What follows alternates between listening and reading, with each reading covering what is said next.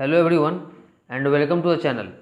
आज है 3 सितंबर 2020। आज के सभी इंपॉर्टेंट करंट अफेयर्स को हम इस वीडियो में कवर करने वाले हैं। साथ ही हर क्वेश्चन से रिलेटेड इंपॉर्टेंट फैक्ट्स भी आपको बताने वाला हूं, इसलिए आप वीडियो को पूरे ध्यान से देखिएगा। इसके पीडीएफ का लिंक मैंने वीडियो के डिस्क्रिप्शन में दे दिया है, वहाँ से आप इसे डाउनलोड कर सकते हैं। तो चलिए शुरू करते हैं। फर्स्ट क्वेश्चन है, हाल ही में भारत सरकार ने कितने मोबाइल ऐप पर रोक लगाई है? 118। अभी हाल ही में भारत सरकार ने पबजी सहित 118 मोबाइल ऐप पर रोक लगा दी है, जिन्हें भारत की संप्रभुता और अखंडता, देश की रक्षा, राष्ट्रीय सुरक्षा और सामाजिक व्यवस्था के लिए नुकसानदेह समझा गया है।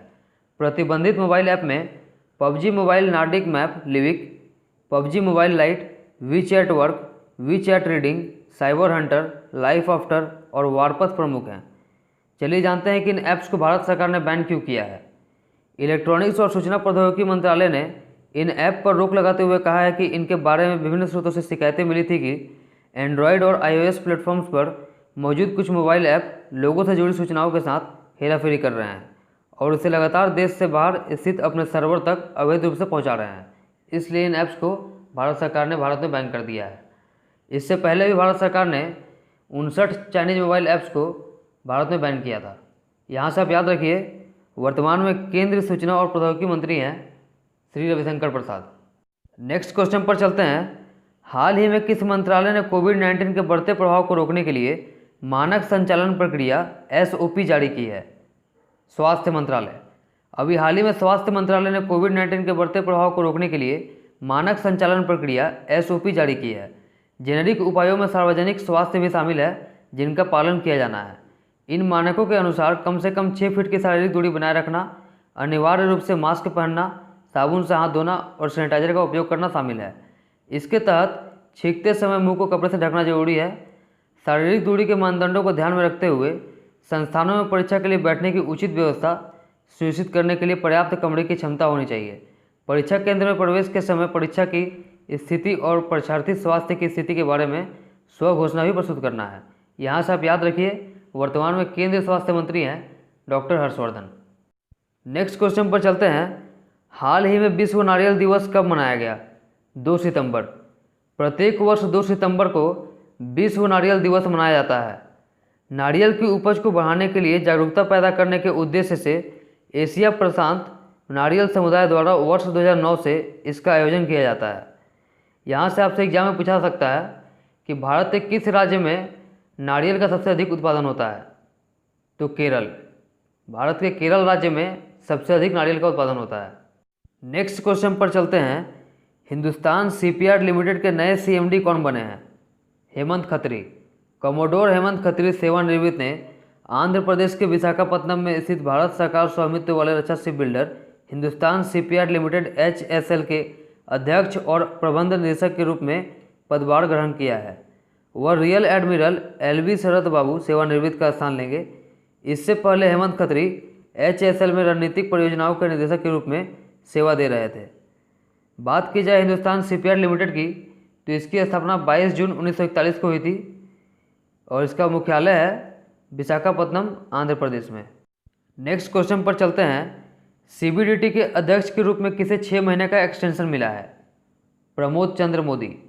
मंत्रिमंडल की नियुक्ति समिति एसीसी ने 1982 बैच के भारतीय राजस्व सेवा के अधिकारी प्रमोद चंद्र मोदी को 6 महीने की अवधि अथवा अगले आदेश तक के लिए पुनः केंद्रीय प्रत्यक्ष बोर्ड का अध्यक्ष नियुक्त करने की मंजूरी दे दी है।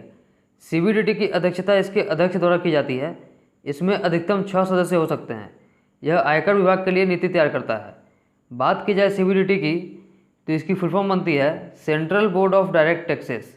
इसकी स्थापना 1924 में हुई थी। इसका मुख्यालय नई दिल्ली में है। नेक्स्ट क्वेश्चन पर चलते हैं।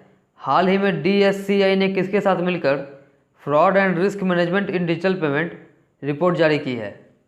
पेपल। अभी हाल ही में fraud and risk management in digital payment report data security council of India DSCI और पेपल पेमेंट्स प्राइवेट लिमिटेड ने साथ मिलकर जारी किया है। कोविड-19 महामारी के कारण भारत में ऑनलाइन बैंकिंग और डिजिटल ट्रांजेक्शन तो बढ़े ही हैं, साथ ही डिजिटल ट्रांजेक्शन में होने वाले फ्रॉड्स की संख्या भी बढ़ी है। इस रिपोर्ट में उभरते चिंताओं और अंतर्निहित कारणों का पता लगाने का प्रयास किया गया है। बात की जाए डीएससीआई की, तो इसकी फुल फॉर्म बनती है data security council of India. इसका हेडक्वार्टर नोएडा यूपी में है और इसके CEO हैं रमा वेदाश्री। वहीं बात की जाए पेपल की तो इसका headquarter San Jose California US में है और इसके CEO हैं डैनियल चुलमैन। नेक्स्ट क्वेश्चन पर चलते हैं। किस मंत्रालय ने BEML, TPCL और L&T के साथ 2580 करोड़ रुपए के अनुबंध पर हस्ताक्षर किए? रक्षा मंत्रालय। अभी हाल ही में रक्षा मंत्रालय के अधिग्रहण विंग ने messrs Bharat earth movers limited BEML, messrs Tata power company limited TPCL और messrs Larsen and Toubro L&T के साथ 2580 करोड़ रुपए के अनुबंध पर हस्ताक्षर किए हैं। अनुबंध पर हस्ताक्षर भारतीय सेना के आर्टिलरी रेजिमेंट को 6 पिनाका रेजिमेंट की आपूर्ति के लिए किए गए हैं और जिससे सशस्त्र बलों की संचालन तैयारियों को और अधिक बल मिलेगा। यहाँ से आप याद रखिए, वर्तमान में केंद्रीय रक्षा मंत्री हैं राजनाथ सिंह। नेक्स्ट क्वेश्चन पर चलते हैं। CFI cycling federation of India पहले साइकिलिंग शिखर सम्मेलन की मेजबानी किस वर्ष करेगा?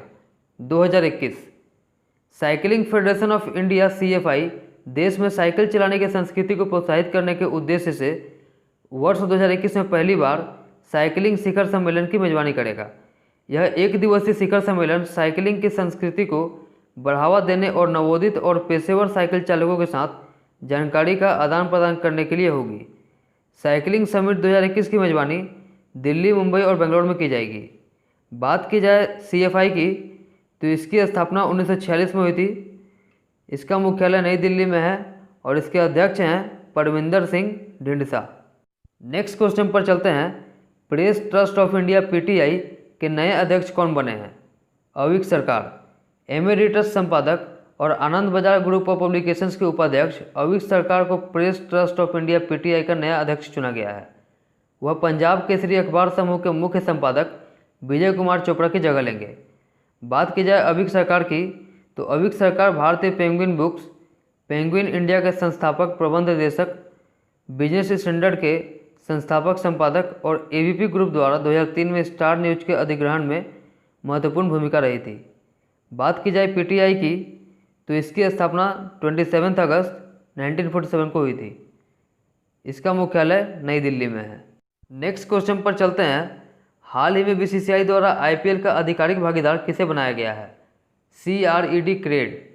IPL का 13वां सीजन 19 सितंबर से 10 नवंबर तक UAE में होने वाला है। इस बीच IPL को एक नए स्पॉन्सर का साथ मिल गया है। BCCI ने क्रेड को IPL 2020 का ऑफिशियल पार्टनर घोषित किया है। क्रेड एक बेंगलुरु स्थित क्रेडिट कार्ड बिल भुगतान कंपनी है। इससे पहले IPL की ऑफिशियल स्पॉन्सर की लिस्ट में फंतासी गेमिंग प्लेटफॉर्म ड्रीम 11 को IPL 2020 संस्करण के लिए 222 करोड़ रुपए में टाइटल स्पॉन्सरशिप मिली थी। इसके अलावा Altroz, online education platform Unacademy के साथ साथ पेटीएम और सीएट भी IPL से स्पॉन्सर के रूप में जुड़े थे। अब इस लिस्ट में बेंगलुरु की स्टार्टअप कंपनी क्रेड का नाम भी जुड़ गया है। बात की जाए BCCI की तो इसकी स्थापना दिसंबर 1928 में हुई थी। इसका मुख्यालय मुंबई में है। वर्तमान में इसके चेयरमैन हैं सौरभ गांगुली, जो कि BCCI के 39वें चेयरमैन हैं, और इसके सेक्रेटरी हैं जय शाह, जो कि वर्तमान में केंद्रीय गृह मंत्री अमित शाह के बेटे हैं। नेक्स्ट क्वेश्चन पर चलते हैं। हाल ही में EBSB योजना के तहत किन 2 राज्यों को जोड़ा गया है? उत्तराखंड और कर्नाटक। अभी हाल ही में उत्तराखंड और कर्नाटक को आपसी समझ के माध्यम से राष्ट्रीय एकता को बढ़ावा देने के लिए एक भारत श्रेष्ठ भारत कार्यक्रम के तहत जोड़ा गया है। दोनों राज्यों ने खेल, व्यापार और संस्कृति के माध्यम से संबंध स्थापित किए हैं। उत्तराखंड के प्रसिद्ध चिपको आंदोलन ने कर्नाटक के उत्तर कन्नड़ जिले में अपीको आंदोलन को प्रेरित किया था। अपीको चिपको के लिए कन्नड़ शब्द है। बात की जाए उत्तराखंड की तो इसकी कैपिटल है देहरादून। यहाँ के मुख्यमंत्री हैं श्री त्रिवेंद्र सिंह रावत और यहाँ की गवर्नर हैं श्रीमती बेबी रानी मौर्य। वहीं बात की जाए कर्नाटका की तो इसकी कैपिटल है बेंगलुरु। इसके मुख्यमंत्री हैं श्री BS येदियुरप्पा और यहाँ के गवर्नर हैं श्री वजुभाई वाला। नेक्स्ट क्वेश्चन पर चलते हैं। किस राज्य सरकार ने बिजली चोरी विरोधी पुलिस स्टेशन स्थापित करने का निर्णय लिया है? उत्तर प्रदेश। उत्तर प्रदेश सरकार ने बिजली चोरी के लगातार मामलों की समस्या को दूर करने के लिए राज्य के हर जिले में विशेष बिजली चोरी विरोधी पुलिस स्टेशन स्थापित करने का निर्णय लिया है। बिजली चोरी के मुद्दे से निपटने के लिए समर्पित एक पुलिस स्टेशन सभी 75 जिलों में खोला जाएगा। जिसमें से 63 ने पहले ही काम करना शुरू कर दिया है। सरकार ने प्रवर्तन टीमों की संख्या 33 से बढ़ाकर 88 कर दी है। बात की जाए उत्तर प्रदेश की तो इसकी कैपिटल है लखनऊ। यहाँ के मुख्यमंत्री हैं श्री योगी आदित्यनाथ और यहाँ की गवर्नर है श्रीमती आनंदीबेन पटेल। ठीक है फ्रेंड्स, आज का वीडियो इतना ही रहने देते हैं, फिर मिलेंगे अपने अगले वीडियो में। यदि आपको वीडियो अच्छा लगा हो तो इसे लाइक और शेयर करना मत भूलिएगा। साथ ही अगर चैनल पर पहली बार आए हैं तो इसे सब्सक्राइब करके बेल आइकन के बटन को प्रेस कर दीजिएगा, जिससे कि हमारे आने वाली वीडियो की नोटिफिकेशन आपको सबसे पहले मिल सके। Thank you.